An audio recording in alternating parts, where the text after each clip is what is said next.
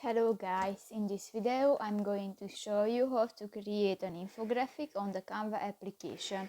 But first of all, I just want to mention, please don't forget to subscribe to our channel, because at 100,000 subscribers we are going to show you our YouTube revenue statistics and growth strategy, how to make money online. So let's jump into it. First of all, open the application on your device. Go to the 3 point, the more section next to the websites button, and click to the first option, the infographic. Here you have more chains. If you want to add pictures and other files to your project, just go to the uploads button, and here you can upload images and other files to the Canva, or go to the gallery section, and here you can find images and videos from your device.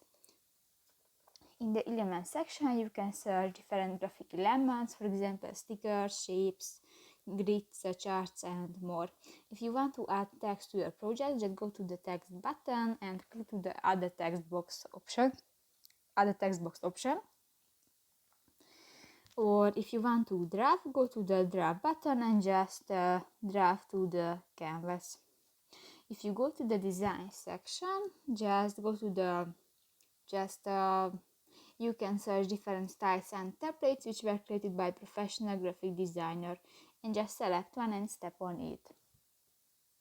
Now you can edit this template.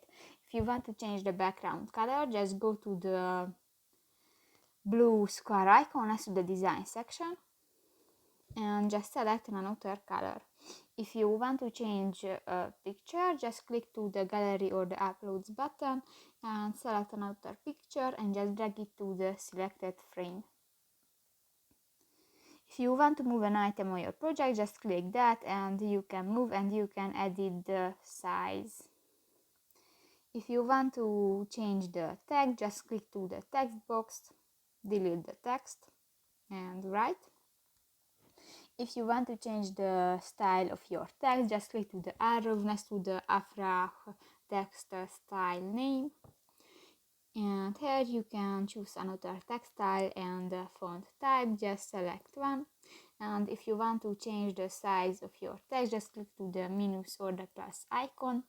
In the animate section next to the effects button, you can add a different animation to your text. And in the effect section, you can add the shadow and shape effects to your text. So that's pretty much it for this video, guys. See you in the next one. Bye bye.